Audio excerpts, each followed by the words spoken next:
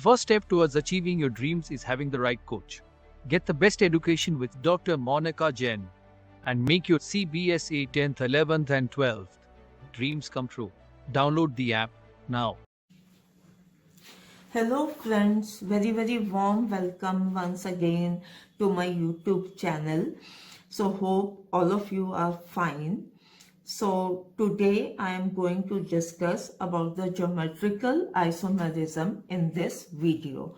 So and other forms of isomerism I have covered in my earlier videos, and link will be shared in the description box. So as we know, this isomerism is a very important topic for class 12 CBSE board, all other boards, and also for the entrance exams like IIT, JEE, NEET, etc.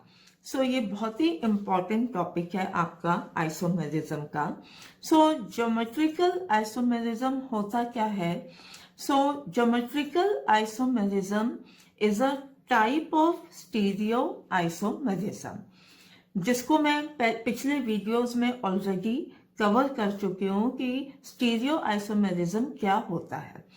So geometrical isomerism means कि such compounds which have the same molecular formula, जिनका molecular formula same होता है, and IUPAC name is same, but they differ in relative spatial arrangement of atoms or groups in the space.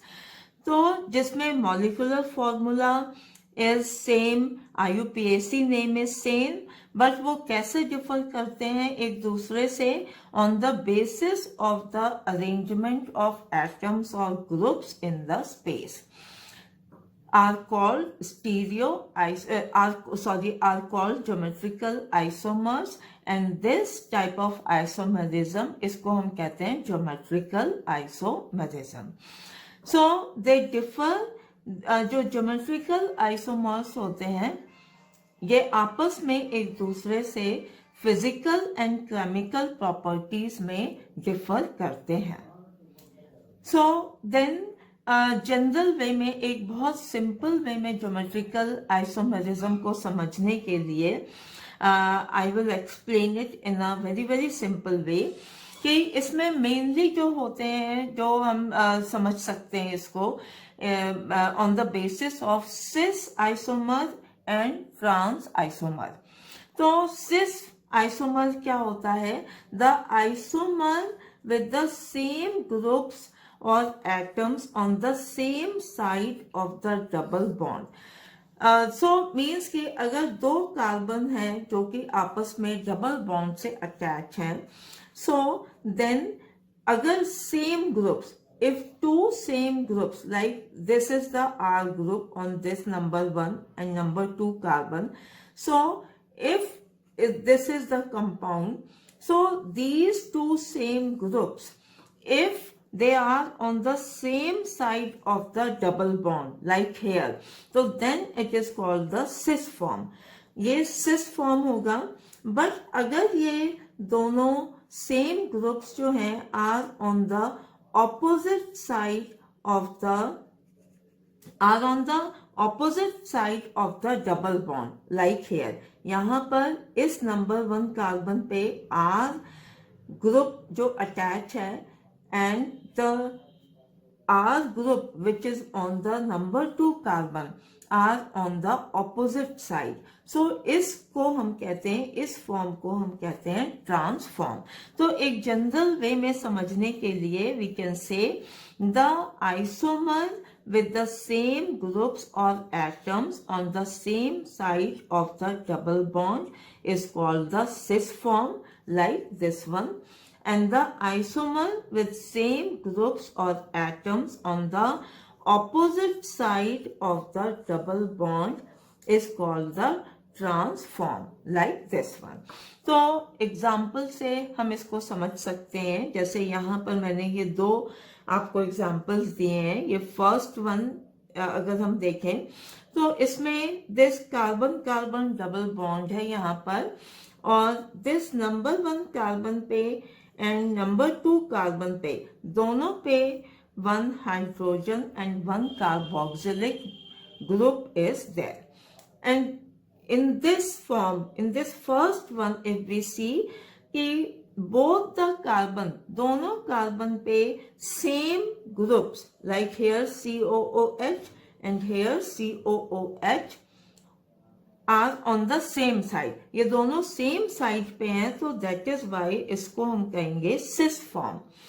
And in the same way, अगर हम दूसरा ये वाला देखते हैं, in this compound, this is दो कार्बन कार्बन के बीच में डबल बॉन्ड है एंड इस कार्बन पे जो COH ग्रुप है एंड ऑन सेकेंड कार्बन जो COH ग्रुप है, both are on the opposite side, क्योंकि ये दोनों carboxylic acid group opposite side पे हैं, so then it is called the trans form. और सिस फॉर्म का जो नाम होता है उसको हम कहते हैं, उसको हम लिखते हैं मैलेइक एसिड. मैलेइक एसिड जो होता है वो सिस फॉर्म होता है एंड जो ट्रांसफॉर्म होता है उसको हम कहते हैं फ्यूमेरिक एसिड. सो ये बेस्ट एग्जांपल है हमें सिस और ट्रांस को समझने के लिए. तो maleic acid means cis form है एंड फ्यूमेरिक एसिड मीन्स कि वो हमारा ट्रांसफॉर्म होता है. ऐसे ये एक और एग्जांपल है, यहाँ पर in this compound C double bond C is there and again यहाँ पे कार्बोक्सिलिक एसिड ग्रुप जो है दोनों एक साइड में है, सेम साइड पे हैं, तो cis isomer. And in this case दोनों carboxylic acid group opposite side पे हैं, so that is why it is the trans isomer. So now इसके बाद जो है ये तो एक जनरल वे में ज्योमेट्रिकल आइसोमेरिज्म समझने के लिए ये एग्जाम्पल्स हैं. सो बट नाउ जो है what are the important points for geometrical isomerism. तो ज्योमेट्रिकल आइसोमेरिज्म के को डिटेल में पढ़ने के लिए कुछ हमारे इम्पॉर्टेंट पॉइंट्स होते हैं. तो फर्स्ट पॉइंट है there should be restricted rotation about two adjacent carbon there should be restricted rotation about two adjacent atoms in the molecule. means कि दो atoms के बीच में किसी भी मॉलिक्यूल में जहां पर दो एटम्स के बीच में रेस्ट्रिक्टेड रोटेशन होगा वहां पर ज्योमेट्रिकल आइसोमेरिज्म शो करेगा. तो जैसे एग्जांपल हम देख सकते हैं, ये फर्स्ट एग्जांपल एल्कीन. एल्कीन में दो कार्बन कार्बन एटम है जिनके बीच में डबल बॉन्ड है. तो डबल बॉन्ड है, इट मीन्स कि because of this double bond यहां पर रोटेशन जो है वो रेस्ट्रिक्टेड होगा. So in the same way, second is the C double bond N. यहाँ पर कार्बन और नाइट्रोजन के बीच में डबल बॉन्ड है एंड इस डबल बॉन्ड की वजह से restricted rotation will be there. और ये C double bond N is present in the oxime compounds and the imine compounds. In the same way, अगर दो नाइट्रोजन एटम के बीच में डबल बॉन्ड है तो this will also cause restricted rotation. यहां पर भी रोटेशन रेस्ट्रिक्टेड होगा एंड ये पॉसिबिलिटी जो होती है N double bond N, this is in the azo compounds. ये वाले कंपाउंड्स जो है एजो कंपाउंड्स कहलाते हैं. In the same way ring system वाले जो कंपाउंड्स हैं, like if we take this is the cyclobutane molecule, means कि साइक्लोएल्केन है. तो और या हम इसको रिंग सिस्टम भी कह सकते हैं क्योंकि because it is a closed ring.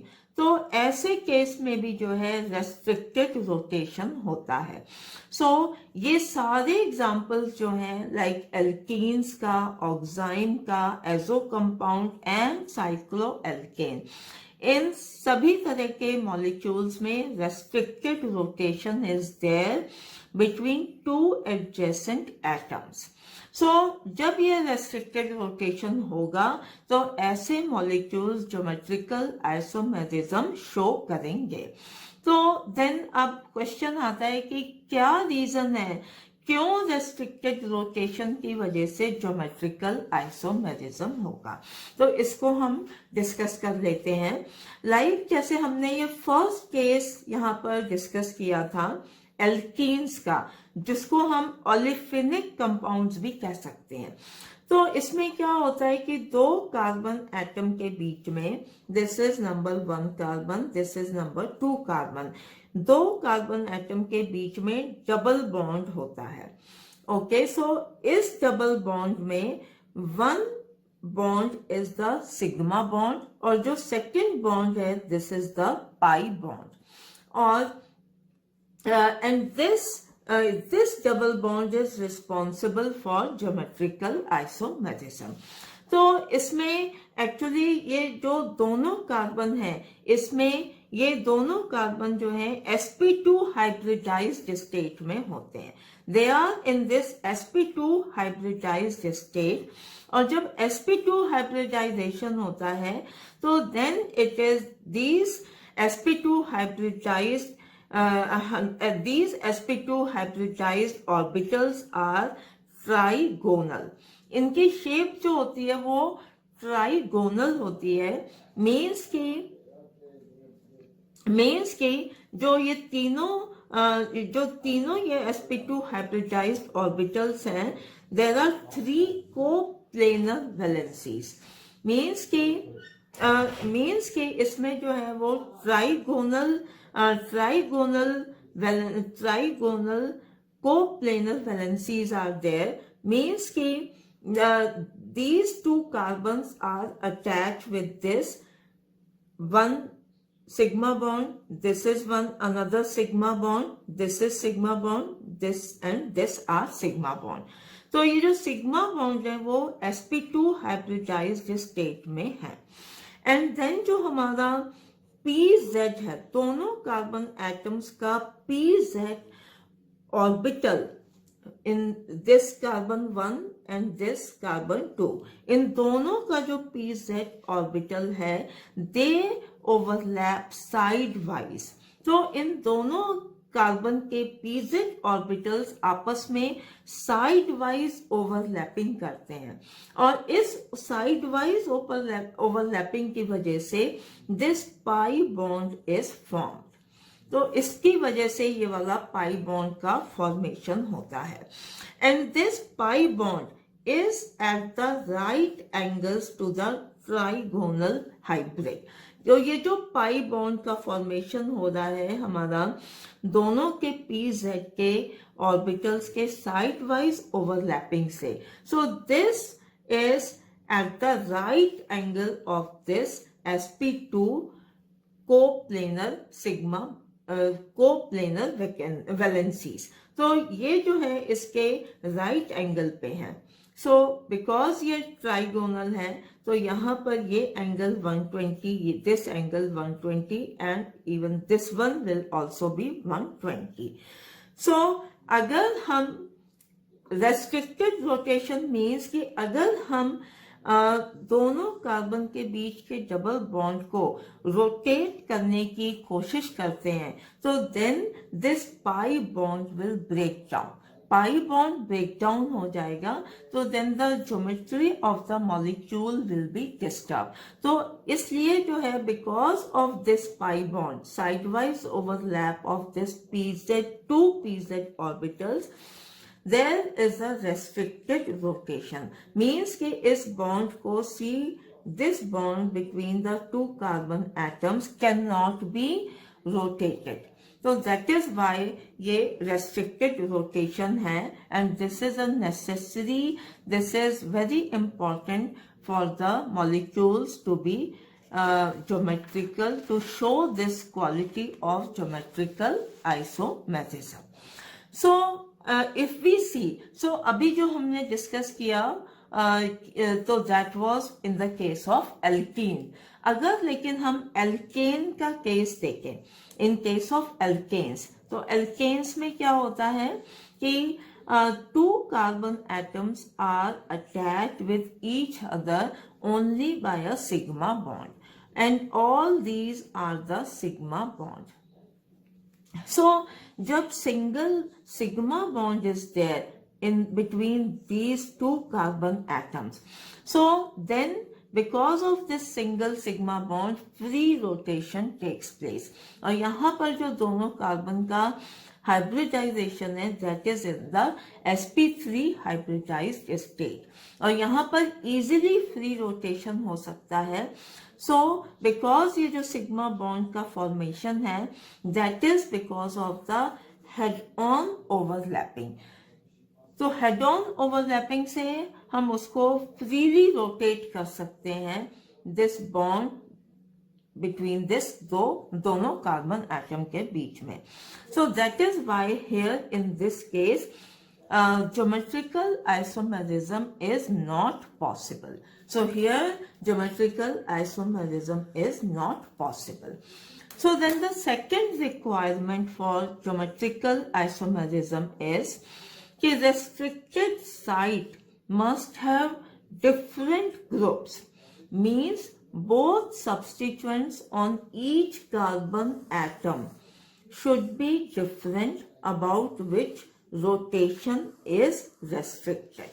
Okay, so मैं इसको एक्सप्लेन करती हूँ कि जैसे अभी हमने फर्स्ट इम्पॉर्टेंट पॉइंट जो पढ़ा कि रेस्ट्रिक्टेड साइट होनी बहुत जरूरी है in the molecule.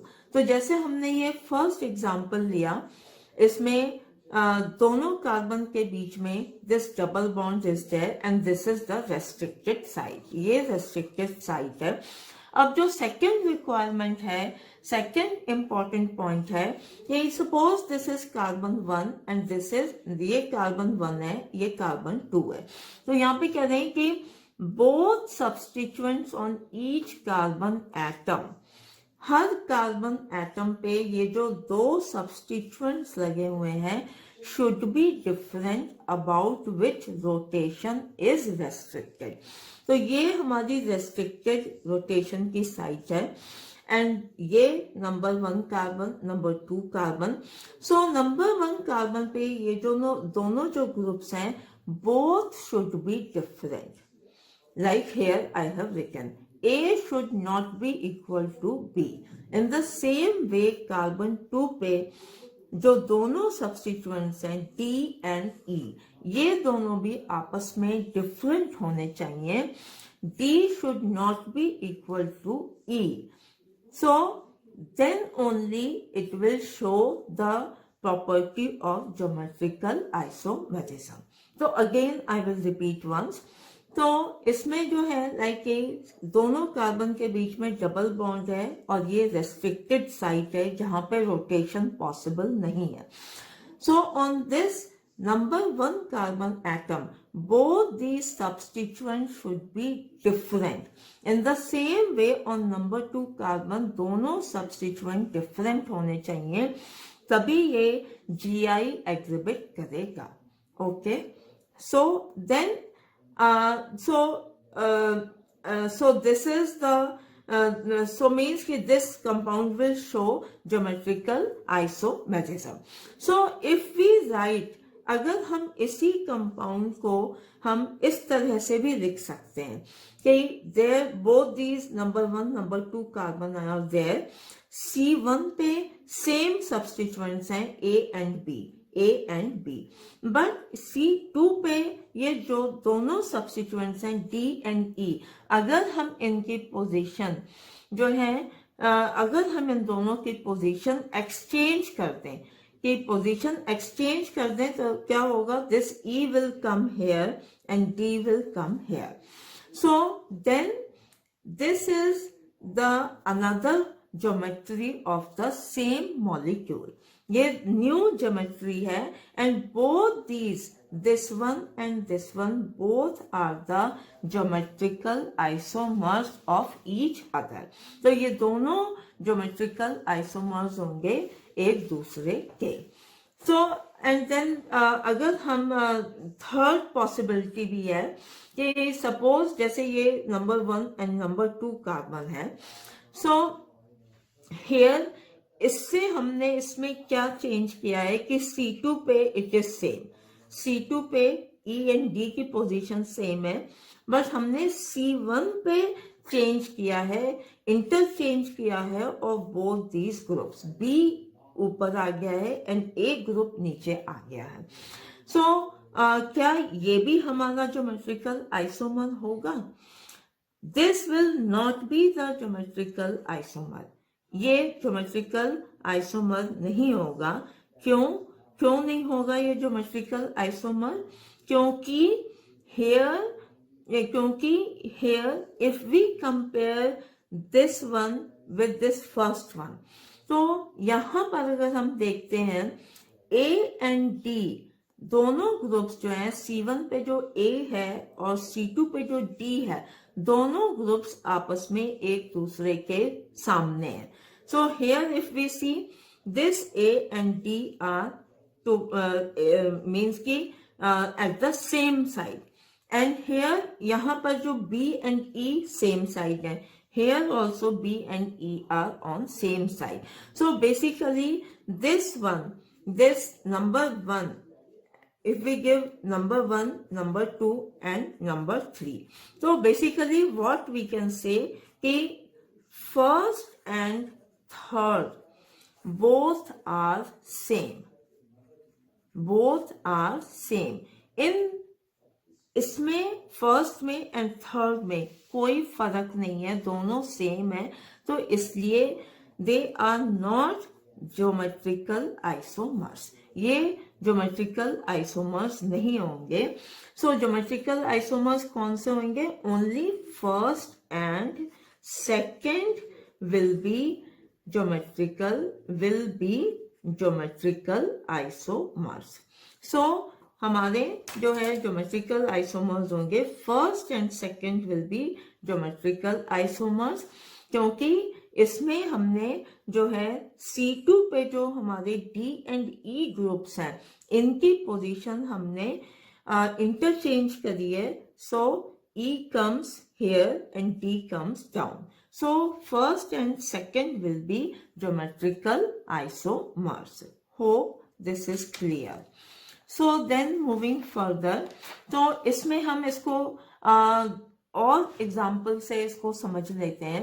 Like here I have written this, so यहाँ पर अगर हम देखें तो ये हमारे रेस्ट्रिक्टेड रोटेशन की साइड इज ऑलरेडी देयर, और ये C1 है और ये C2 है।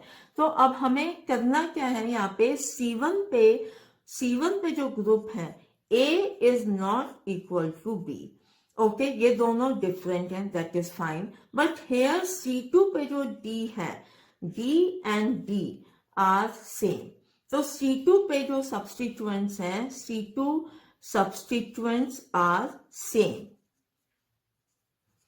ये दोनों सेम है, ये C1 पे डिफरेंट है। सो बिकॉज ये दोनों सेम है, सो it will not exhibit GI, ये GI नहीं देगा, no GI will be there. And अब नेक्स्ट केस जो है हमारा, नेक्स्ट केस में यहाँ पर this restricted rotation site is there, but यहाँ पर जो C1 पर जो सब्स्टिट्यूएंट है D एंड A दोनों डिफरेंट हैं C पे, D एंड A C1 पे डिफरेंट हैं, बट C2 पे again D is equals to D, तो C2 के जो सब्स्टिट्यूएंट्स हैं वो सेम है। और अभी हमने पढ़ा है कि C1 पे जो दोनों सब्स्टिट्यूएंट हैं डिफरेंट होने चाहिए, C2 पे जो दोनों सब्स्टिट्यूएंट्स हैं दोनों डिफरेंट होने चाहिए। सो इस केस में भी GI नहीं शो करेगा, not exhibit GI। So then the third point is that कि in two geometrical isomers aerial distance must be different. So ये क्या होता है एरियल डिस्टेंस? तो अब हम इसको डिस्कस कर लेते हैं कि सपोज अगर हम ये मॉलिक्यूल लेते हैं, this molecule we have taken, जहां पे ये रेस्ट्रिक्टेड साइट है, ये C1 है, C2 है। C1 पे जो हमारे दोनों ग्रुप्स हैं, both are different. So here I have written A is not equal to B at C1 and same with the C2. C2 पे जो दो ग्रुप्स हैं, methyl and bromo group, bromo group, तो ये दोनों भी डिफरेंट है. सो D is not equal to E. It means इसका मतलब हो गया कि it will show GI. GI, yes, it will show GI, exhibit करेगा. And then aerial, and then ये तो हमारा हो गया सिस फॉर्म, क्योंकि इसमें दोनों मिथाइल ग्रुप्स एक साइड में है, और इसको हम इसका ट्रांसफॉर्म भी लिख सकते हैं. तो इट इज वेरी इजी, जैसे अभी हमने पहले भी देखा है. तो ट्रांसफॉर्म में क्या करेंगे कि C1 पे हम जो सब्स्टिट्यूएंट्स हैं उसको फिक्स कर देंगे, उसको वैसे ही रखेंगे, बट C2 पे जो सब्स्टिट्यूएंट्स हैं उनको हम इंटरचेंज कर देंगे. तो हमारा क्या आ जाएगा, this bromo group will come here and methyl यहाँ पे आ जाएगा. सो अब बिकॉज दोनों मिथाइल ग्रुप जो है ऑपोजिट हैं एक दूसरे के, सो दैट इज वाई हम इसको ट्रांसफॉर्म कहेंगे, and this is the new geometry. तो एरियल डिस्टेंस का मतलब क्या होता है कि सिस फॉर्म में दोनों सेम ग्रुप्स, मिथाइल ग्रुप के बीच का जो डिस्टेंस है, this is x1. And transform में जब दोनों मिथाइल ग्रुप्स एक दूसरे के ऑपोजिट हैं, डायगोनल पोजीशन में है, so then this distance is x2. And always trans में जो x2 है, जो डिस्टेंस है दोनों मिथाइल के बीच का, that will be greater then in the cis form. So that is why here I have written x2 is greater than x1. So this is the meaning of the areal distance. So ये areal distance दोनों case में, दोनों geometrical isomers में different होना चाहिए, ठीक है. और ये भी because of this restricted rotation ये पॉसिबल होता है. सो अब हम एक और एग्जांपल देख लेते हैं. Like this compound is there, and यहाँ पर जो रेस्ट्रिक्टेड रोटेशन साइट है, यहाँ पर लाइक कि डबल बॉन्ड है between carbon and nitrogen atom के बीच में, एंड दिस कार्बन के ऊपर, सो ये रेस्ट्रिक्टेड रोटेशन साइट है हमारे पास, और कार्बन के ऊपर जो दो सब्स्टिट्यूएंट हैं, बोथ आर डिफरेंट. तो A is not equal to B. So and nitrogen के ऊपर एक के साथ जो है one lone pair is there and one hydrogen atom. तो ये दोनों सब्स्टिट्यूएंट भी डिफरेंट हैं. इस लोन पेयर को हम एज अ सब्स्टिट्यूएंट ट्रीट करते हैं. So here it can be said कि D is not equal to E. ये दोनों भी different हैं, so that is why ये GI show करेगा. GI yes, ये show करेगा. Okay, so ये जो है, this is the one form, and another form we can write like this कि हमने नाइट्रोजन के ऊपर लोन पेयर एंड हाइड्रोजन की पोजीशन को हमने फिक्स रखा, और इस कार्बन पे जो सब्स्टिट्यूएंट्स हैं इनको हमने इंटरचेंज कर दिया, तो then we will get like this. तो ये हमारी न्यू ज्योमेट्री होगी. तो अगर हम यहाँ पे देखें, मिथाइल एंड लोन पेयर के बीच में distance is L1, and in this new geometry methyl and lone pair के बीच का जो डिस्टेंस है, this is L2, and L2 will always be greater than L1. So इन दोनों केसेस में aerial distance is different. So that is why this GI will be exhibited by this molecule. So then the next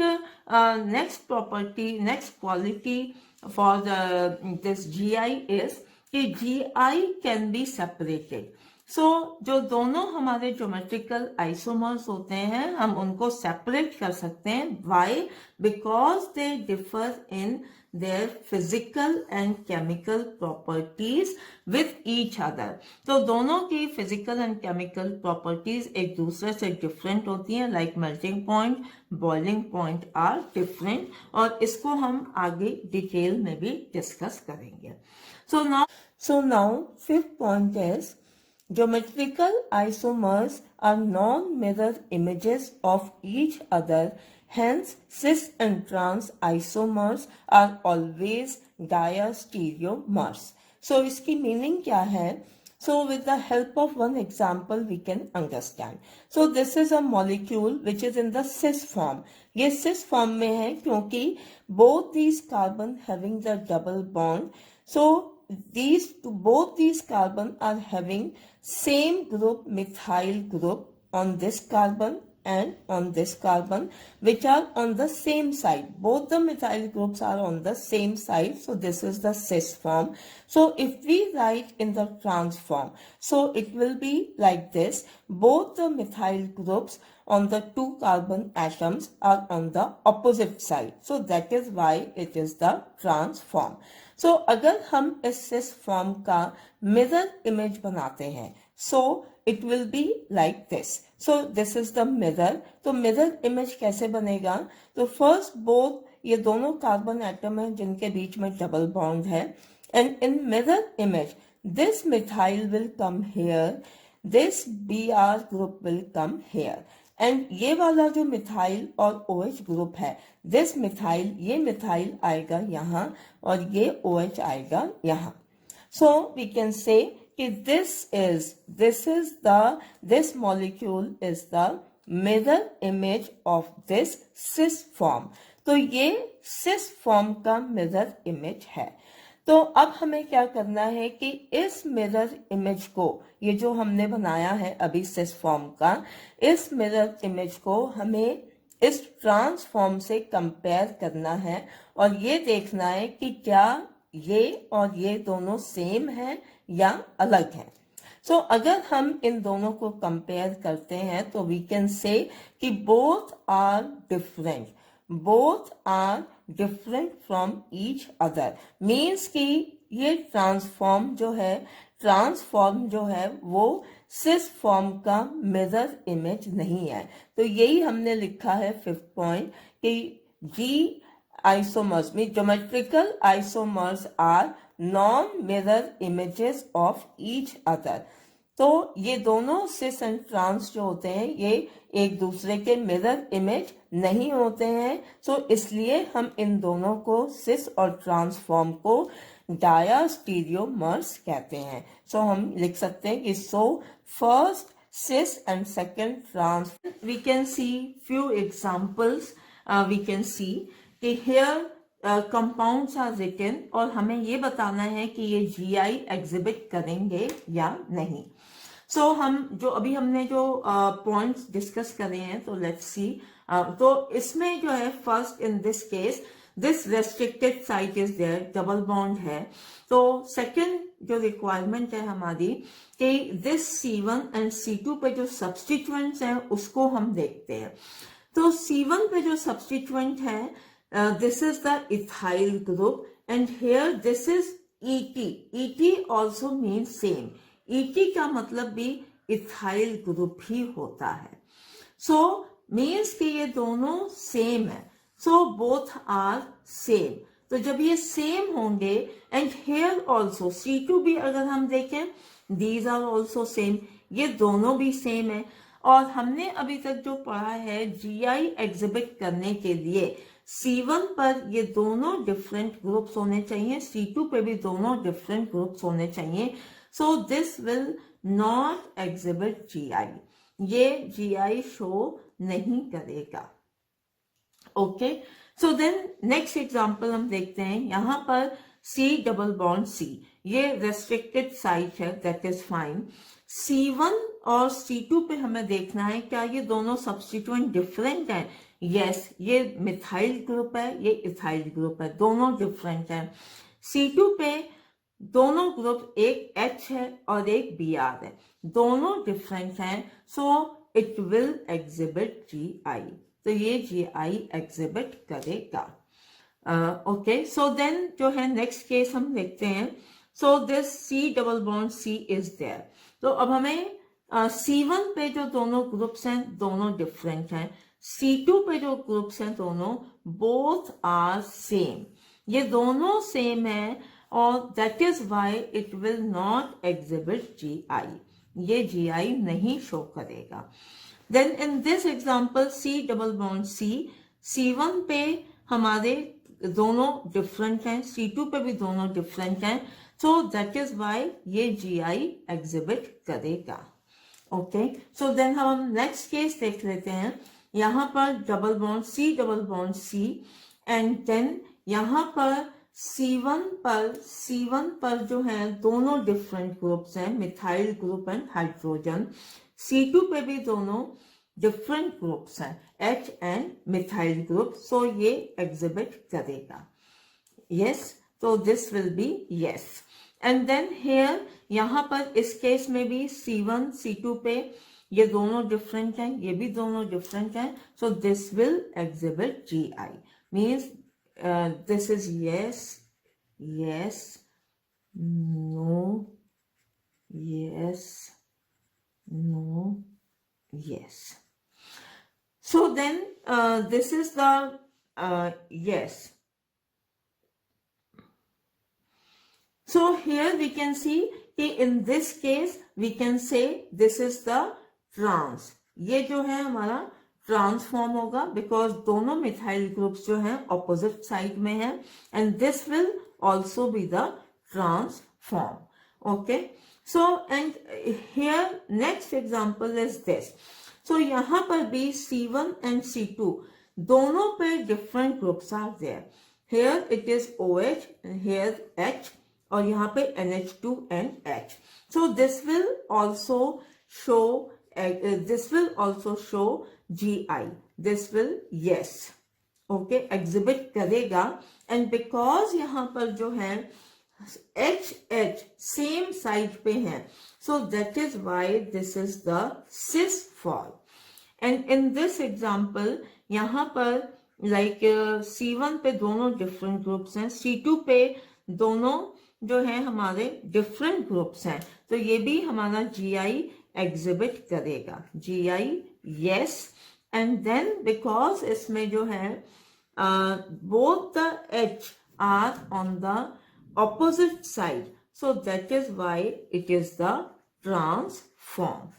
सो अगर हम इसका अगर हम cis form लिखें, सो cis form इसका ऐसे होगा HCOOH. इस कार्बन पे हमने फिक्स रखा और यहाँ पर हमने सब्स्टिट्यूएंट्स को इंटरचेंज किया.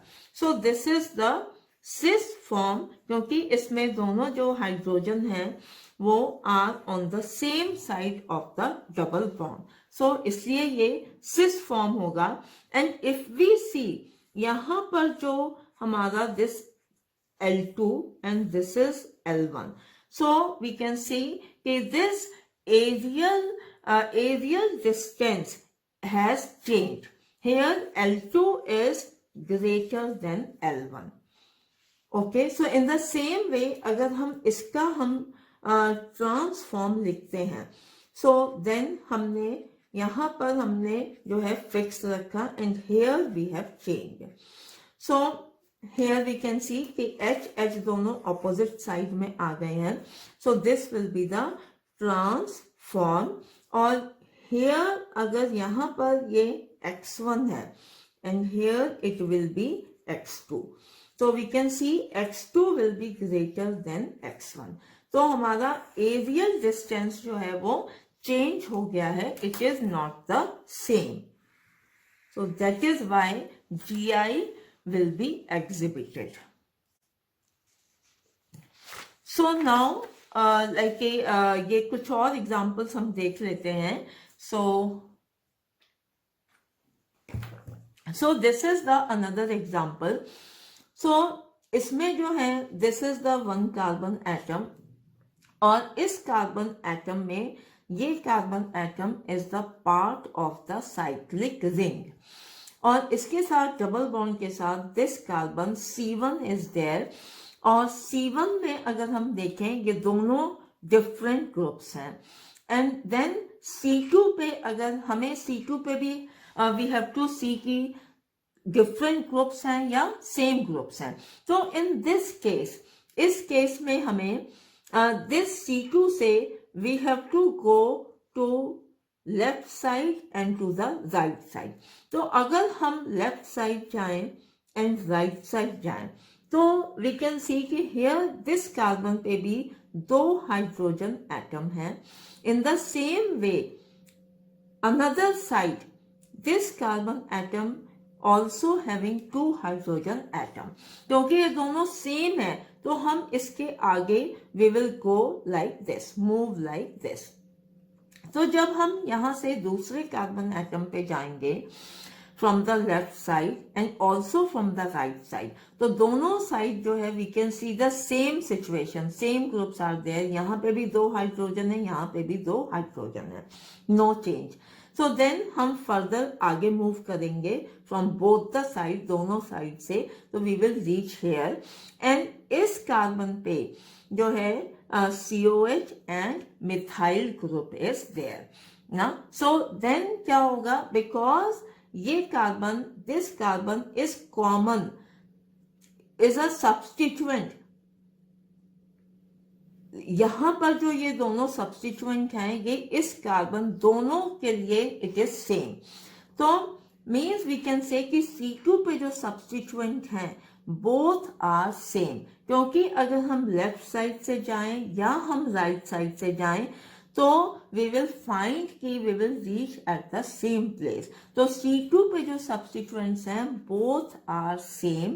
C1 पे substituents both are different. But we know, हमें पता है कि GI एग्जिबिट करने के लिए C1 एंड C2 दोनों पे डिफरेंट सब्स्टिट्यूएंट होने चाहिए. सो that is why this compound will not show GI. ये GI एग्जिबिट नहीं करेगा. ओके, सो नेक्स्ट एग्जांपल ये भी थोड़ा सिमिलर है फर्स्ट एग्जांपल की तरह, बट इसमें थोड़े से सब्स्टिट्यूएंट की पोजीशन को चेंज कर दिया है. सो this is the C2 carbon, ये C1 कार्बन है. तो C1 कार्बन पे अगर हम देखें Cl and methyl group is there, दोनों डिफरेंट सब्स्टिट्यूएंट हैं. सो अब हम C2 को देखते हैं. तो C2 में हम सेम जैसे हमने पहले एग्जांपल में किया था हमें वैसे ही करना होगा. तो C2 से हमें लेफ्ट में भी जाना है एंड राइट में भी जाना है. तो इस कार्बन पे और इस कार्बन पे दोनों पे पोजीशन सेम है, दोनों पे दो हाइड्रोजन एटम है. So it is same. तो अब हम इससे आगे नेक्स्ट वाले कार्बन पे जाएंगे. सो इस साइड में यहां पर दो हाइड्रोजन एटम होंगे और हियर यहां पर इस कार्बन पे one OH group is there and one hydrogen atom. So what we can say कि ये जो सब्स्टिट्यूएंट है C2 पे this substituent and this substituent both are different. ये दोनों डिफरेंट होंगे. ओके, तो here I have shown C1 and C2 both having different substituent. क्योंकि दोनों कार्बन पे डिफरेंट सब्स्टिट्यूएंट्स हैं, that is why it will exhibit GI. So yes, it will exhibit GI. Sorry. And then again next example, ये भी similar example है. So here C1 पर दोनों different groups हैं एंड C2 पे जो है again same way we have to go. तो सेम वे में जब हम यहाँ से C2 से लेफ्ट में जाएंगे, it is this carbon are same, then again this and this are same, then again we will reach at the same place. तो हम इस प्लेस पे पहुंचेंगे. मीन्स कि for C2 both the substituents are same. So for C1 and C2 both having same substituents. दोनों के substituents same हैं. और जब सेम सब्स्टिट्यूएंट्स हैं देन क्या होगा, it will not exhibit GI. तो ये GI को एग्जिबिट नहीं करेगा. So hope it is clear till now. So now the next topic जो हमारा है कि what is the distinction between cis and trans isomers, कि cis and trans isomers कैसे एक दूसरे से अलग होते हैं. So first is by cyclization method. Means कि जब हम सिस आइसोमर को हीट करते हैं तो देन उसमें जो है हमारा डिहाइड्रेशन हो जाता है and anhydride is formed. So let me take one example. जैसे हमने ये मैलेइक एसिड का एग्जांपल ले लिया और अभी हमने पहले डिस्कस किया था maleic acid is a cis form and it is written like this कि इसमें कार्बन डबल बॉन्ड के same side these OH group COOH group are there. तो जब हम मैलेइक एसिड को हीट करते हैं at the higher temperatures, so what happens कि one molecule of water comes out easily. तो one molecule of water क्यों easily निकल पाता है? क्योंकि दोनों कार्बोक्सिलिक एसिड ग्रुप एक साइड में है, सेम साइड में, and then this maleic anhydride is form. But अगर हम ट्रांस आइसोमर लेते हैं, जैसे हमने पहले पढ़ा था कि fumaric acid is the trans isomer. तो हम ऐसे लिखेंगे फ्यूमेरिक एसिड को कि इसमें दोनों carboxylic acid group trans position में है, ऑपोजिट साइड पे है. तो जब हम इसको हीट करेंगे no anhydride formation takes place. क्यों नहीं होता है? क्योंकि दोनों COH ग्रुप, दोनों carboxylic acid group opposite side पे हैं, तो इसलिए इसमें एनहाइड्राइड फॉर्मेशन नहीं होता है. तो then the second is on the basis of stability. तो it is said trans isomer is more stable than cis isomer due to symmetrical structure. तो ट्रांस आइसोमर में स्ट्रक्चर जो है सिमेट्रिकल होता है. जैसे फ्यूमेरिक एसिड में ये ट्रांस फॉर्म है तो स्ट्रक्चर इज सिमेट्रिकल, तो इसलिए ये ज्यादा स्टेबल होता है in comparison to the cis isomer. And the next is by hydroxylation. So when we do the oxidation of the cis and trans isomers by the use of KMnO4, hydrogen peroxide और OSO4, तो दोनों case में different products are form. जैसे हमने ये maleic acid cis form ले लिया, जब हम इसका ऑक्सीडेशन करेंगे एल्कोहलिक KMnO4 से, सो देन हमारा मीजो टार्टरिक एसिड बनेगा. ओके, तो यहाँ पे मीजो टार्टरिक एसिड की फॉर्मेशन होगी. बट अगर हम ट्रांस लेते हैं in the with same condition alkaline KMnO4 के प्रेजेंस में, तो then 2 types of products are form, plus tartaric acid and minus tartaric acid. So both cis and trans isomer form different products on oxidation. So next is by studying the physical properties. जैसे शुरू में ही मैंने बताया था कि cis and trans isomer को हम easily separate कर पाते हैं. क्यों? क्योंकि दोनों की physical and chemical properties different होती हैं. तो सिस आइसोमर का boiling point is higher. So cis isomer has higher boiling point due to higher polarity, higher density and higher refractive index than the corresponding trans isomer. तो cis form का boiling point हमेशा greater होगा, higher होगा than the trans isomer. And the trans isomer has higher melting point than the cis isomer due to the symmetrical nature and more close packing of trans isomer. तो trans isomer के case में melting point higher होता है then the cis isomer, क्योंकि हमें पता है कि ट्रांस आइसोमर का जो नेचर होता है दैट इज सिमेट्रिकल. जैसे ये हमारा फ्यूमेरिक एसिड ट्रांस आइसोमर है, सिमेट्रिकल नेचर होता है. One COH this side and another COH and opposite side, और इसकी वजह से इनकी पैकिंग जो होती है it is more closely packed. So example से हम देख सकते हैं कि this is the cis-2-butene, this is the trans-2-butene. तो जैसे अभी हमने डिस्कस किया, सिस का बॉइलिंग पॉइंट जो होता है वो हायर होता है in comparison to the trans, और मेल्टिंग पॉइंट जो होता है वो ट्रांस का हायर होता है, ट्रांस का हायर होता है then in comparison to the sis.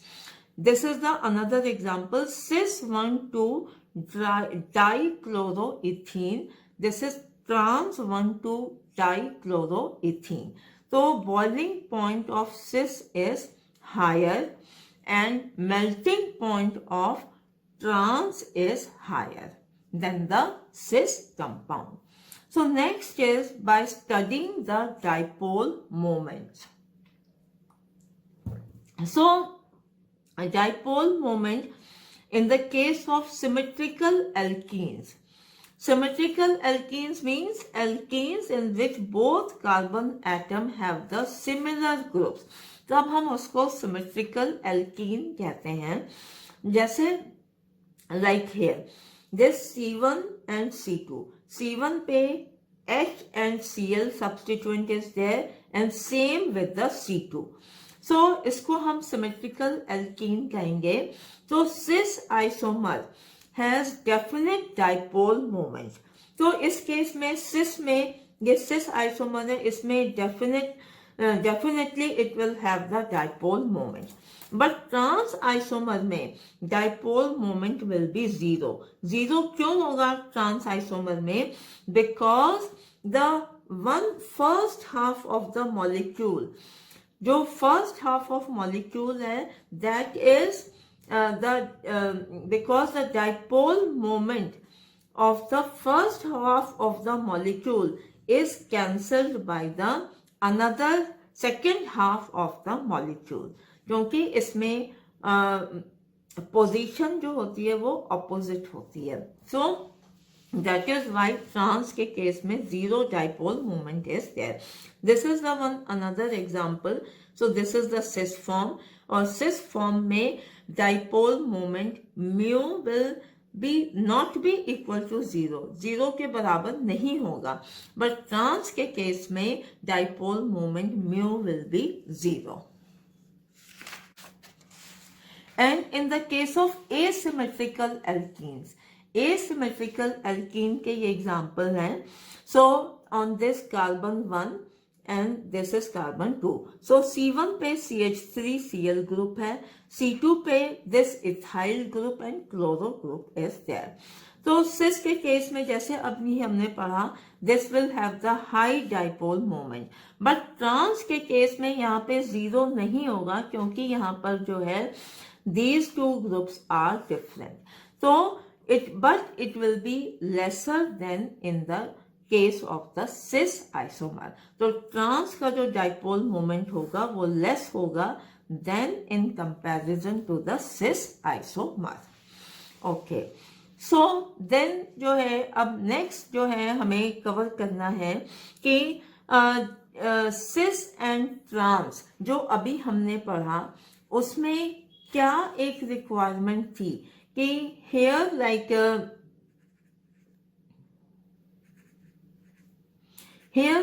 cis and trans जो है हम उसी केस में कह सकते हैं where जो हमारे ये जो दो ग्रुप्स हैं वो सेम हो, तभी हम cis and trans कह सकते हैं, के बारे में हम बता सकते हैं. Like this is cis. So but in such cases where these two groups are different, जब इसमें चारों डिफरेंट ग्रुप्स अटैच होते हैं, लाइक हेयर। दोनों कार्बन कार्बन के बीच में डबल बॉन्ड है, this is C1, this is C2। तो ABDE, all the 4 groups are the different groups. तो उस केस में हम सिस एंड ट्रांस आइसोमर्स नहीं कह सकते, but still they will be exhibiting the geometrical isomerism. Why? क्योंकि यहाँ पर ये रेस्ट्रिक्टेड साइट है, एंड C1 पर जो सब्स्टिट्यूएंट्स हैं बोथ आर डिफरेंट, C2 पे जो 2 सब्स्टिट्यूएंट्स हैं बोथ आर डिफरेंट। तो this will B exhibiting the geometrical isomerism, but इस केस में हम सिस एंड ट्रांस नहीं यूज कर सकते हैं। तो ऐसे केसेस जहां पर 4 different groups or atoms are attached to the carbon atoms of the double bond, तब उस केस में हम what we do, हम E and Z nomenclature system use करते हैं, E and Z। तो जैसे यहाँ पे मैंने एग्जांपल दिया है कि C double bond C, this, all 4 groups are different. तो यहाँ पर हम E and Z system use करते हैं, and this system was given by 3 scientist. CIP से हम याद रख सकते हैं, C for Cahn, I for Ingold, P for Prelog. इन्होंने E and Z नोमेनक्लेचर का सिस्टम दिया था, और ये सिस्टम जो है E and Z nomenclature based होता है, this is also called the priority system. So इसके कुछ रूल्स होते हैं, तो उसके बेसिस पे वी कैन डिसाइड कि मॉलिक्यूल E फॉर्म है या Z फॉर्म है। और Z फॉर्म क्या होता है? Z means what? Z को we write it as zusammen, मतलब same side. Zusammen means same side, and E जो होता है entgegen means opposite side. Means कि जो 2 हायर प्रायोरिटी वाले एटम्स या ग्रुप है, जब वो सेम साइड पे होते हैं तब हम उसको Z फॉर्म कहते हैं, and if the higher priority groups are on the opposite side तब हम उसको E फॉर्म कहते हैं। तो अब हम प्रायोरिटी किस बेसिस पे डिसाइड करेंगे, उसके लिए कुछ रूल्स होते हैं, तो वो हम एक एक करके डिस्कस करते हैं। सो रूल नंबर 1, तो इसके according greater is the atomic number, greater is the priority. Okay, so this is the example. इसमें C1 and C2 is there. तो C1 पे Br and methyl group are there. तो अब हम इन दोनों में किसको हायर प्रायोरिटी मिलेगी वो डिसाइड करते हैं। तो C1 पर Br एंड हियर C, तो Br is having the higher atomic number in comparison to C, तो that is why इस Br को हम greater priority देंगे।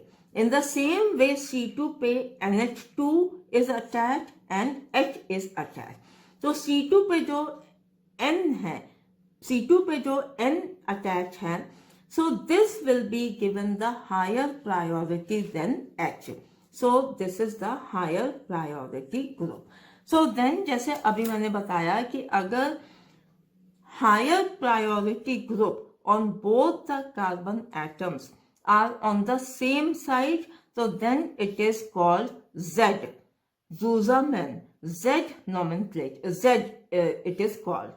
okay, so यहाँ पर इस केस में दोनों higher priority groups double carbon double bond के एक साइड में है, सेम साइड में है, सो इसलिए हम इसको Z फॉर्म कहेंगे। So and here this is the another example. So इसमें जो है C1 पे methyl group and hydrogen, C2 पे methyl group and hydrogen.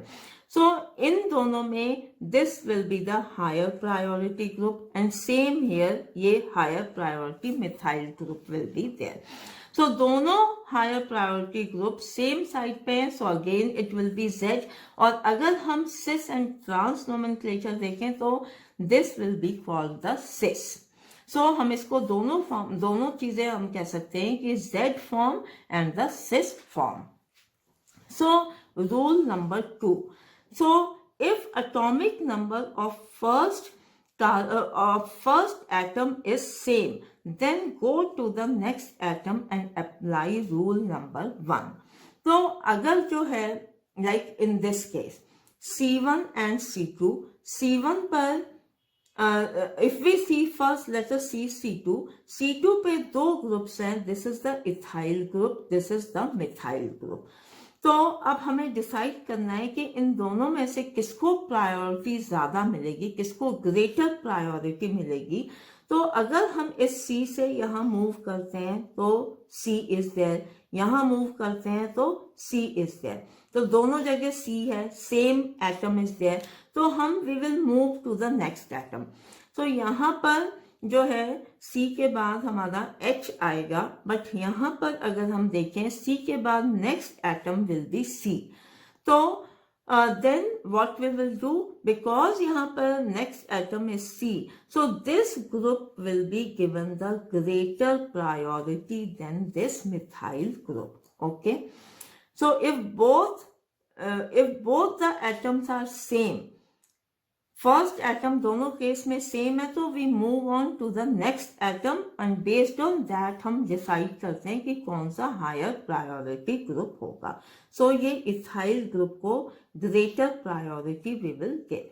So C1 पे जैसे हमने देखा था कि this OH will be given the higher priority.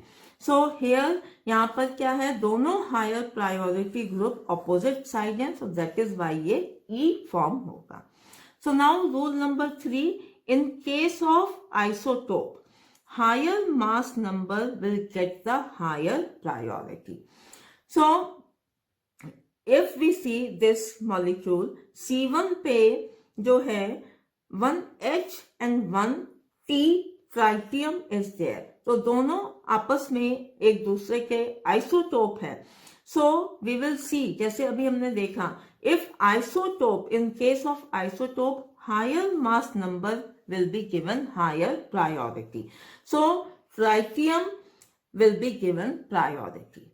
And then here C2 पे if we see CH2, CH3 and here CH3. But here this is the C12 and here this is C14.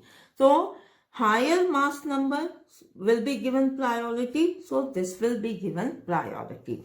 And here higher priority groups are on same side, so it will be Z. So now rule number 4, when same, in rule number 4, if like we are having a molecule where substituent is having double bond, triple bond, so then what to do. So अगर ये situation होती है substituents में कि same atoms are involve, substituent is having the multiple bond, उसमें multiple bond है और between the same atom, तो उस केस में C triple bond will be given the greater priority then C double bond. C double bond will be given the greater priority than C single C bond.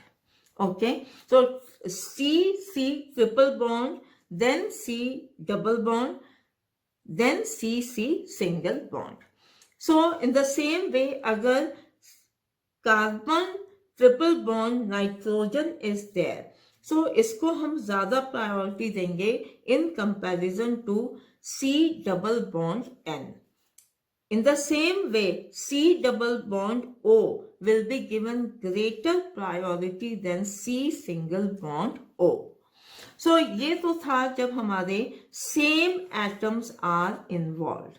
Same atoms are involved here. But अगर ये multiple bond different atom के बीच में है, तो then हम क्या करेंगे? Then here जैसे C double bond O will be given higher priority than C triple bond N. In the same way, C double bond N higher priority than C triple bond C. So now हम इसको एक दो example से हम इसको समझ लेते हैं. So like here, this is the example for this. तो यहाँ पर अगर हम देखें, this is the C1 and C2. तो C1 पे जो substituents हैं, this substituent and this is there. तो यहाँ पर जो डबल बॉन्ड हैं, दोनों केस में it is not between the same atoms. ये दोनों double bond and triple bond हैं between the two different atoms. और अभी हमने डिस्कस किया है कि जब ये सिचुएशन होती है तो देन जो है हम कैसे डिसाइड करते हैं priority basis. Then we decide like this. Like here यहाँ पर C डबल बॉन्ड O है और यहाँ पे C ट्रिपल बॉन्ड N है. तो लेट अस सी. तो इस केस में C double bond O is given priority over the C triple bond N. तो हम यहाँ पे क्या करेंगे, तो हम ये C डबल बॉन्ड O को इसको जो है higher priority will be given. C2 पे यहाँ पर जो है like this C triple bond between C triple bond is there and here C double bond O. तो जब ऐसी सिचुएशन होती है so then also this C double bond is given the higher priority. So इसको हम higher priority देंगे and both higher priority groups are on different sides of the carbon double bond. So इसलिए ये हमारा E form होगा. So now this is another example.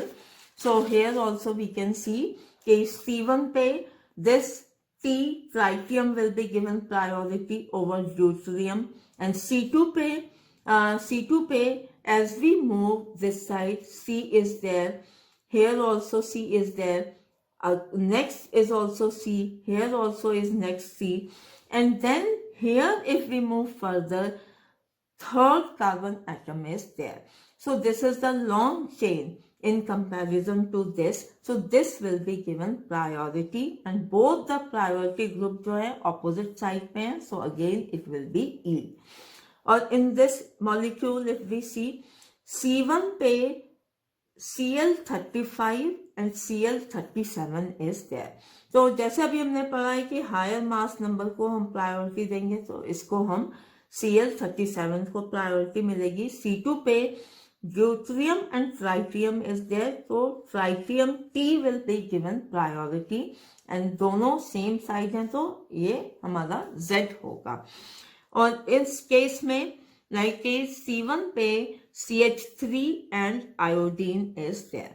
तो iodine is का atomic number ज्यादा होता है in comparison to C, so this will be the higher priority group. Here chlorine and fluorine. So chlorine Cl will be given the higher priority. Both higher priority group opposite side है तो ये हमारा जो है E form होगा. So now अब हम अभी तक हमने कार्बन कार्बन डबल बॉन्ड्स के बारे में डिटेल में डिस्कस किया था कि ऐसे केस में जो है ज्योमेट्रिकल आइसोमेरिज्म के बारे में. सो नाउ अब हम डिस्कस करते हैं geometrical isomerism in nitrogen compounds. तो जहां पर ये कंडीशन होती है कि कार्बन एंड नाइट्रोजन के बीच में डबल बॉन्ड होता है तो हम इस केस में कैसे GI डिसाइड करते हैं. सो ये situation like C double bond N जो होते हैं, ऐसे जो कंपाउंड्स हैं जिसमें C डबल बॉन्ड N होता है, they are called aldoxime and कीटोऑक्साइम. सो ये कंपाउंड्स एल्डोक्साइम होते हैं एंड कीटोऑक्साइम होते हैं. तो पहले हम ये डिस्कस करते हैं कि एल्डोक्साइम होते क्या हैं. तो बेसिकली एल्डोक्साइम क्या होते हैं कि when जब एक molecule aldehyde like here I have written कि जब एक molecule aldehyde this RCHO react करता है विद NH2OH। NH2OH को हम कहते हैं हाइड्रोक्सिल अमीन। तो हाइड्रोक्सिल अमीन के साथ जब एल्डिहाइड रिएक्ट करता है, तो here I have written NH2OH, तो इसमें से this water molecule comes out. इसमें से एक वाटर मॉलिक्यूल निकल जाता है और ये आई हैव शोन, और यहाँ पर C एंड N के बीच में डबल बॉन्ड की फॉर्मेशन होती है। सो हम इसको, इस कंपाउंड को कहते हैं एल्डोक्साइन। तो C डबल बॉन्ड NOH, एल्डोक्साइन। इसी तरह से सेम वे में जब एक मॉलिक्यूल कीटोन का, जब one molecule of ketone reacts with hydroxyl amine, इसमें भी -H2O होगा, ये वाटर मॉलिक्यूल निकल जाएगा और इस कार्बन और नाइट्रोजन के बीच में डबल बॉन्ड का फॉर्मेशन होगा, C डबल बॉन्ड NOH। तब हम इसको कहते हैं कीटो ऑक्साइड। सो इन दोनों केसेस में कैसे हम डिसाइड करेंगे अबाउट द ज्योमेट्रिकल आइसोमेरिज्म। तो हम कुछ examples for first, let us start with the aldoxime example. तो हमने ये जो अभी एल्डोक्साइन बनाया था उसको हम इस फॉर्म में लिख लेते हैं। C is having this R and H group, R and H, and N is having this OH group, and we know N के पास एक लोन पेयर होता है। ये मैंने लोन पेयर ऐसे शो करा है, एंड हेयर इस केस में लोन पेयर को हम एक सब्स्टिट्यूएंट की तरह से ट्रीट करते हैं। So it is very simple in this case. इस केस में एल्डोक्साइन के केस में हमें देखना होता है कि इसकी hydrogen and this hydrogen and hydroxyl group की पोजीशन देखनी होती है। अगर ये दोनों hydrogen and hydroxyl group same side हैं तब हम इसको सिन कहते हैं। अगर ये दोनों hydrogen and hydroxyl opposite side में है तब हम इसको एंटी कहते हैं। Like in this first case हम देख सकते हैं कि this hydrogen and OH group both are same side, इसलिए ये सिन होगा। बट इसका सॉरी, तो जब हम इसका लाइक इस कार्बन के सब्स्टिट्यूएंट को हम फिक्स रखेंगे, बट हम नाइट्रोजन के जो सब्स्टिट्यूएंट्स हैं उनकी पोजीशन चेंज करेंगे, तो then we will get OH ऊपर आ जाएगा, लोन पेयर नीचे आएगा, and here we can see H and OH opposite side में है, तो हम इसको एंटी कहेंगे। सो यहाँ पे हम ये भी देख सकते हैं कि ये aerial distance, like if we say this is L2 and this is L1, तो हम ये कह सकते हैं कि L2 is always greater than L1।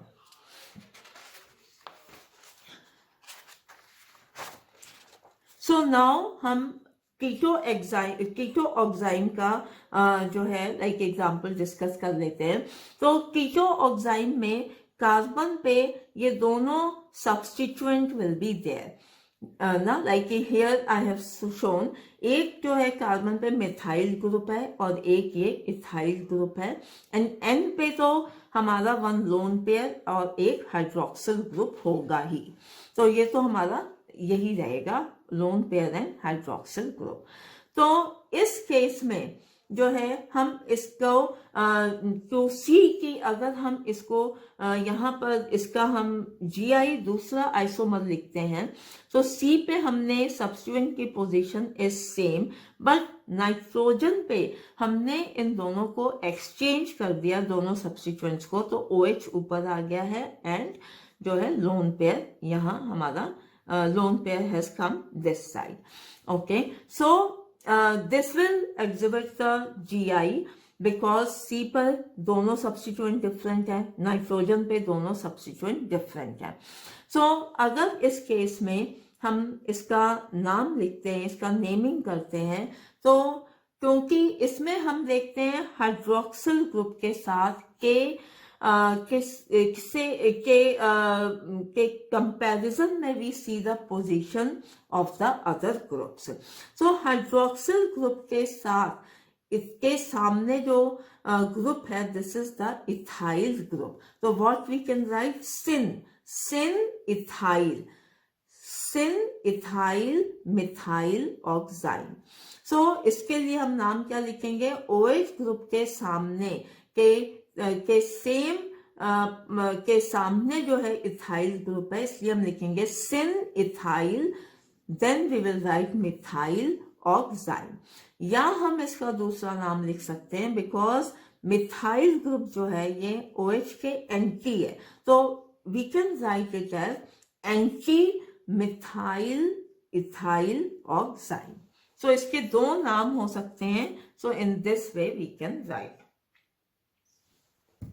So this is the another example, sorry, not another example, this is the GI of this form only.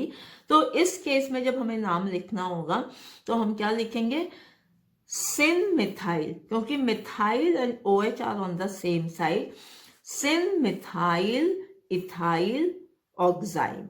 या हम लिखेंगे anti ethyl methyl oxime. So these two names can be written. So इसमें ही is there जिसको हम कहते हैं azo compound. Azo compound means कि double bond between two nitrogen atoms. दोनों नाइट्रोजन एटम के बीच में डबल बॉन्ड होगा. और ये एजो कंपाउंड्स जो हैं दे ऑलवेज एग्जिबिट GI.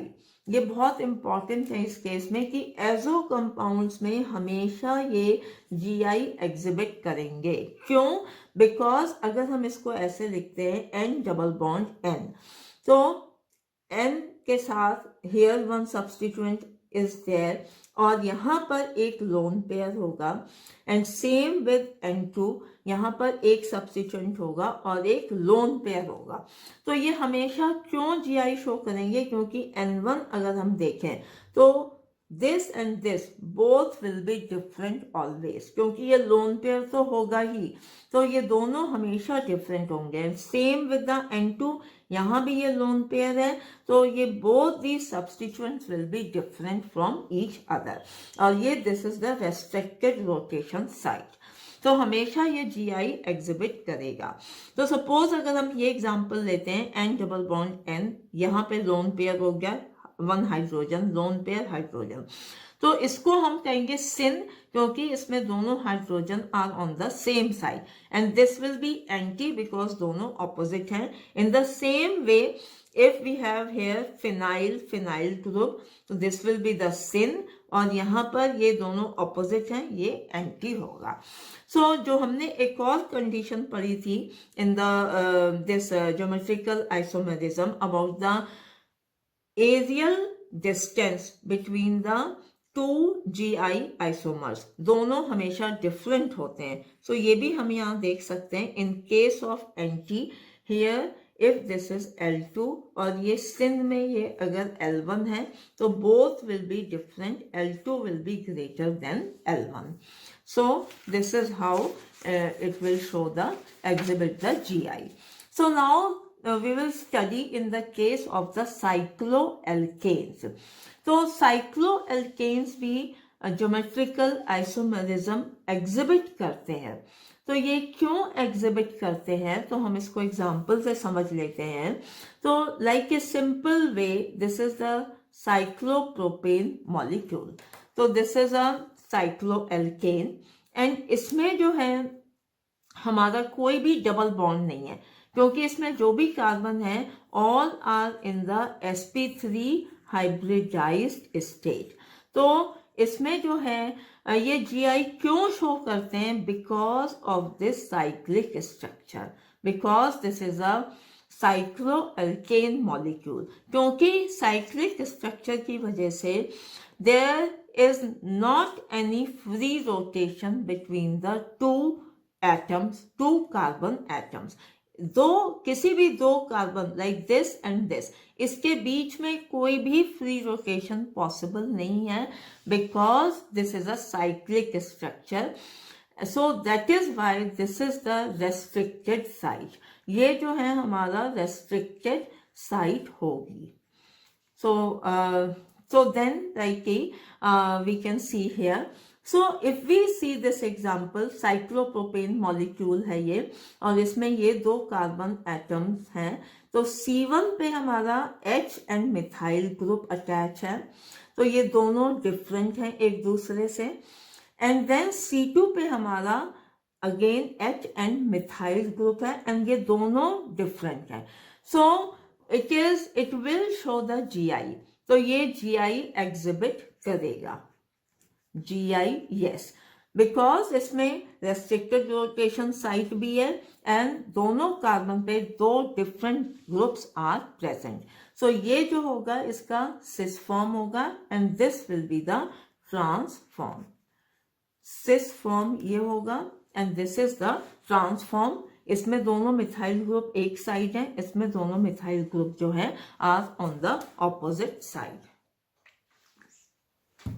सो हम इसके साइक्लोअल्केन के कुछ और एग्जांपल्स देख सकते हैं।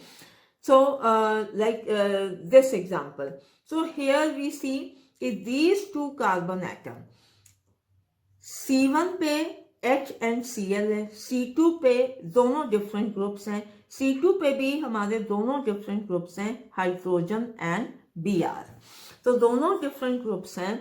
सो restricted rotation is there and both the carbon are having the 2 different groups, so that is why it will show the GI, so it will exhibit GI. Same here also, ये इन दोनों carbon atom पे this carbon is having hydrogen and hydroxyl group, same here hydroxyl and hydrogen group, क्योंकि ये दोनों group different हैं दोनों carbon पे, so this will also exhibit GI। Here also यहाँ पे ये 2 कार्बन एटम है, this carbon is having Cl and H, यहाँ पर CHO and H, both these are different, so this will exhibit GI.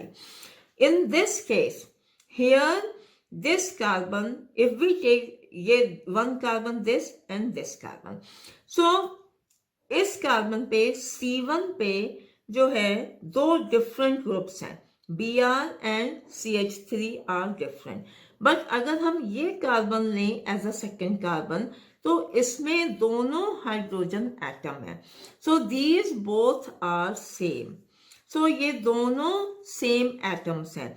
और इन केस अगर हम ये वाला कार्बन लेते हैं तो यहाँ पर भी दोनों हाइड्रोजन एटम सेम है, तो both are same, so this will not fulfill the requirement for the GI, तो GI की ये रिक्वायरमेंट यहाँ पर फुलफिल नहीं होगी, तो इसलिए नो GI, तो ये GI शो नहीं करेगा। So then this example, these 2 carbon atoms, तो यहाँ पर एक Br है एक H है, यहाँ पर CH3 एंड H है, so because ये दोनों डिफरेंट हैं ये भी डिफरेंट है, तो it will show GI। Same here, यहाँ पर BrH, दिस इज CH3H, तो ये दोनों ग्रुप डिफरेंट हैं ये भी डिफरेंट है, इट विल शो GI। तो मीन्स कि व्हाट वी कैन से कि we can write it in 2 points कि if 2 different groups are present at 2 different carbon atoms, 2 different groups अगर 2 different carbon atom पे हैं then it will exhibit GI।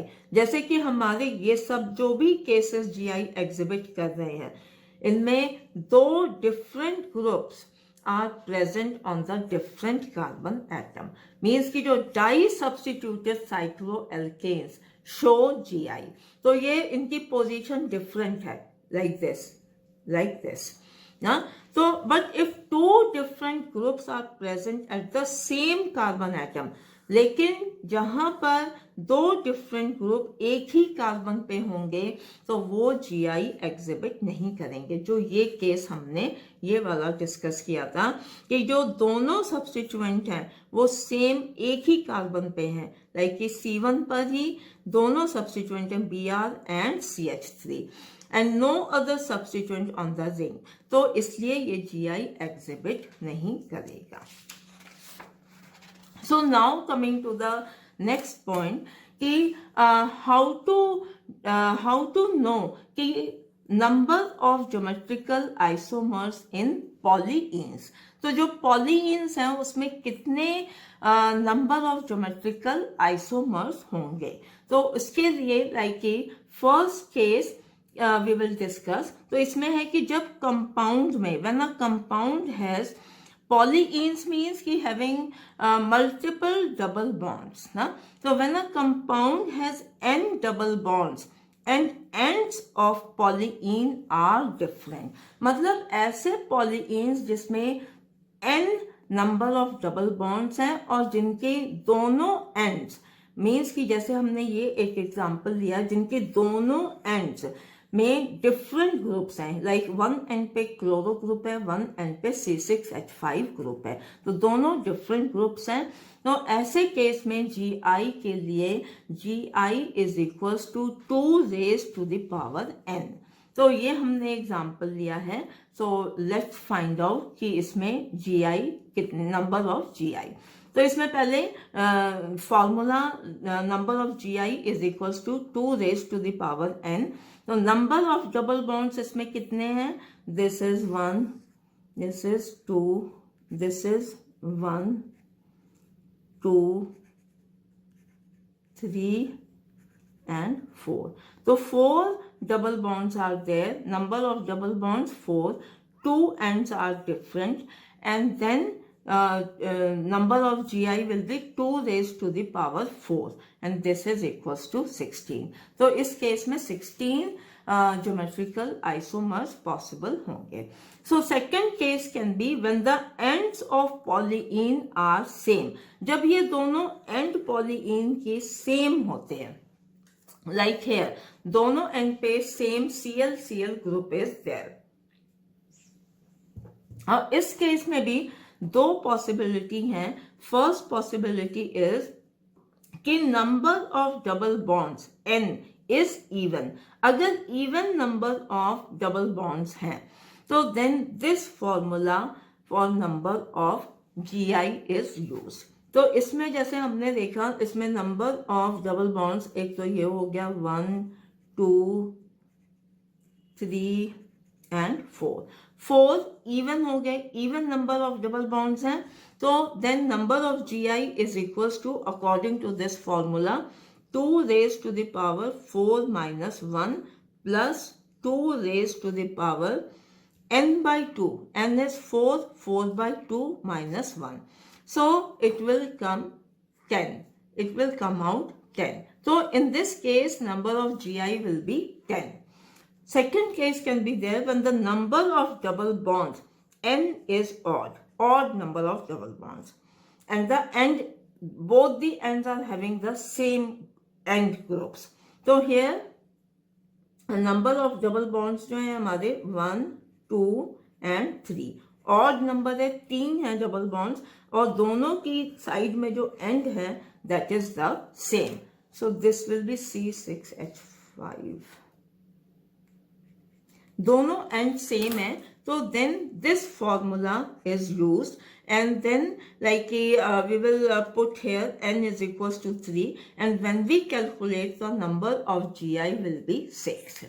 So these are the methods by which we can calculate the number of geometrical isomers in polyenes.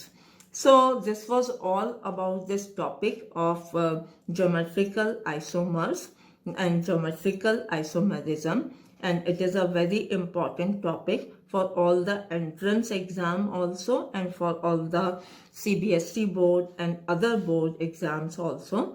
So please like study this topic in detail and work hard on this topic.